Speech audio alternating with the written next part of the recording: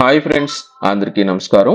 ఆంధ్రప్రదేశ్ వ్యాప్తంగా ఓటర్ల జాబితాలో మీ యొక్క పేరు అనేది లేకపోయినా, ఈ మధ్య కాలంలో ఎన్యూమరేషన్ పత్రాలు అనేది ఇచ్చిన తర్వాత మీకు నోటీసులు అనేది వచ్చున్నా, అలాగే ఓటర్ల జాబితాలో మీ యొక్క పేర్లు వివరాలతో పాటు ఏదైనా సరే తప్పులు కనుక ఉన్నట్లయితే అన్ని రకాల సమస్యలను సవరించుకోవడం కోసం ఆగస్టు 22, 23 తేదీ, ఆగస్టు 29 తేదీ, ఆగస్టు 30 తేదీలలో ప్రత్యేక కార్యక్రమాలు అయితే ఏర్పాటు చేస్తున్నారు.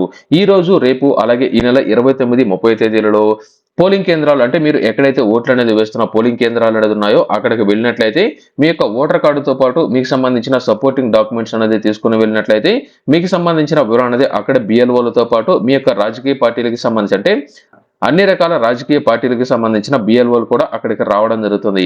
అక్కడ వాటన్నిటిని పరిశీలించిన తర్వాత మీకు ఎలిజిబిలిటీ కనుక ఉన్నట్లయితే మీ యొక్క ఓటర్కి సంబంధించిన వివరాలు అనేది వారికి సంబంధించి ప్రత్యేకంగా ఇచ్చిన బిఎల్ఓ యాప్లో వారికి సంబంధించిన డాక్యుమెంట్లు అనేది అప్లోడ్ అనేది చేసి వెంటనే మీ యొక్క ఓటర్ కార్డులకు సంబంధించిన ప్రాబ్లమ్స్ అయితే సాల్వ్ చేయడం జరుగుతుంది. ఎవరైనా సరే ఓటర్ కార్డుకు సంబంధించి ఈ మధ్య కాలంలో మీకు నోటీసులు కూడా జారీ చేయడం జరిగింది. ఈ యొక్క నోటీసులకు సంబంధించి ఒక అప్డేట్ అయితే చెప్తాను. ఎవరికైతే ఈ మధ్య కాలంలో ఎన్యూమరేషన్ పత్రాలు అనేది ఇచ్చిన తర్వాత మీకు సంబంధించిన తప్పులు ఉన్న కారణంగా కావచ్చు, ఇతర కారణాల ద్వారా ఎవరికైతే నోటీసులు అనేది 44 లక్షల మందికి పైగా లబ్ధిదారులకు అందజేస్తున్నారు, మీరు ఈ యొక్క పోలింగ్ కేంద్రానికి వెళ్లాల్సిన అవసరం అనేది లేకుండానే మీరు ఆన్లైన్ లో కూడా మీకు సంబంధించిన స్టేటస్ అనేది ముందుగా చెక్ చేసుకోండి.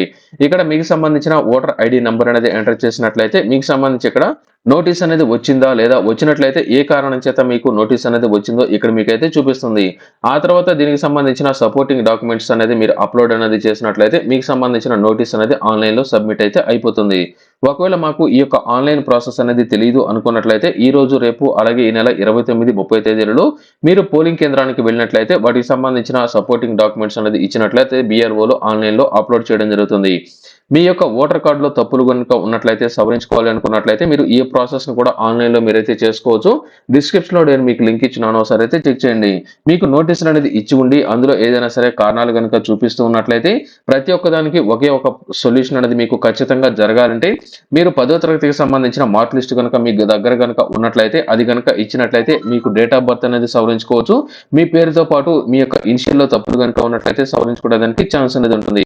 ఒకవేళ మీకు 10వ తరగతికి సంబంధించిన మార్క్ లిస్ట్ కనుక లేకపోయినట్లయితే మీరు వెంటనే ఏం చేస్తారంటే మీకు సంబంధించిన ఆధార్ కార్డులో అన్ని వివరాలు కరెక్ట్ గా కనుక ఉన్నట్లయితే అది సమర్పించినట్లయితే సరిపోతుంది. ఫైనల్ అప్డేట్ లో భాగంగా ప్రభుత్వం మీకు జారీ చేసిన ఏదో ఒక ప్రూఫ్ అనేది వారి దగ్గర కనుక సమర్పించినట్లయితే మీకు ఖచ్చితంగా మీరు బర్త్ సర్టిఫికేట్ ఉన్నా కూడా సరిపోతుంది. వీటిని ఏదైనా సరే తీసుకుని వెళ్ళినట్లయితే వారు అన్ని విధాలుగా పరిశీలించి మీకు ఏదైనా సరే అభ్యంతరాలు కనుక ఉన్నట్లయితే పరిశీలించి మీకు సంబంధించిన వివరాలు అనేది ఆన్లైన్ లో నమోదైతే చేయడం జరుగుతుంది. మనకు ఈ నెల చివరాఖరి వరకు గడువు అనేది ఉంది కాబట్టి ఖచ్చితంగా ప్రతి ఒక్కరు మీకు సంబంధించిన వివరాలు అనేది ఇవ్వడానికైతే ట్రై చేయండి. అన్ని రకాలుగా పరిశీలించిన తర్వాత మనకు అక్టోబర్ 3వ తేదీన ఫైనల్ ఓటర్ల జాబితా మనకైతే రాబోతుంది. ఈ మధ్య కాలంలో ఓటర్లకు సంబంధించిన మొదటి జాబితా కూడా విడుదల చేశారు. ఇప్పటికే ఆన్లైన్ లో చెక్ చేసుకుని ఉంటారు. ఎవరికైనా సరే మీ యొక్క వివరాలు అనేది అక్కడ కనుక లేకపోయినట్లయితే ఖచ్చితంగా మీకు నోటీస్ అనేది అయితే వచ్చి ఉంటుంది. ఓసారి అయితే చెక్ చేసుకోండి. ఎవరికైతే ఈ విధంగా మీరు ఈ యొక్క బిఎల్ఓలకు సంబంధిత డాక్యుమెంట్లు కనుక ఇవ్వకపోయినట్లయితే అంటే మీకు నోటీస్ అనేది ఇచ్చి ఉన్నా లేదా ఓటర్ కార్డులో తప్పులు అనేది ఉన్నట్లయితే మీరు దీనికి సంబంధించిన రెస్పాండ్ అనేది కాకపోయినట్లయితే మాత్రం ప్రతి ఒక్కరికి ఈ యొక్క లిస్ట్ లో నుంచి ఓటర్ల జాబితాలో మీ యొక్క పేరు అనేది తొలగించేదానికి ఛాన్స్ అనేది ఉంది. ఆ తర్వాత మీరు మరొకసారి కొత్తగా ఓటర్ల జాబితాలో రిజిస్ట్రేషన్ అయితే చేసుకోవాల్సి ఉంటుంది. అయితే కొత్తగా రిజిస్ట్రేషన్ చేసుకోవాలనుకున్నట్లయితే చాలా ప్రాసెస్ అనేది ఉంది. డిస్క్రిప్షన్ లో లింక్ ఇచ్చినాను, దానికి సంబంధించి కూడా ఒకసారి అయితే చెక్ చేయండి. ప్రస్తుతం ఉన్న ఓటు అనేది పోగొట్టుకోకుండా ఉండాలంటే మాత్రం ఖచ్చితంగా మీరు ప్రస్తుతం మీ యొక్క గ్రామ పంచాయతీలో కానీ లేదా మీకు సంబంధించిన పోలింగ్ కేంద్రాల్లో ఈ రోజు నుంచి బిఎల్ఓలు అందుబాటులో అయితే ఉంటారు. వారితో పాటు సంబంధిత అన్ని రకాల పార్టీలకు సంబంధించిన బిఎల్ఓలు కూడా ఉంటారు కాబట్టి వారి దగ్గర కనుక వెళ్ళినట్లయితే మీ యొక్క ప్రాబ్లమ్స్ అనేది సాల్వ్ అయితే ఈ రోజు నుంచి అయితే చేస్తారు. ఎవరైతే మిస్ చేసుకోవద్దు, ఖచ్చితంగా మీకు సంబంధించిన పోలింగ్ కేంద్రాలకు వెళ్ళినట్లయితే అన్ని రకాల ప్రాబ్లమ్స్ కు వారిని అయితే పరిష్కరించి మీకు సంబంధించిన డాక్యుమెంట్స్ ఆన్లైన్ లో అయితే అప్లోడ్ చేయడం జరుగుతుంది.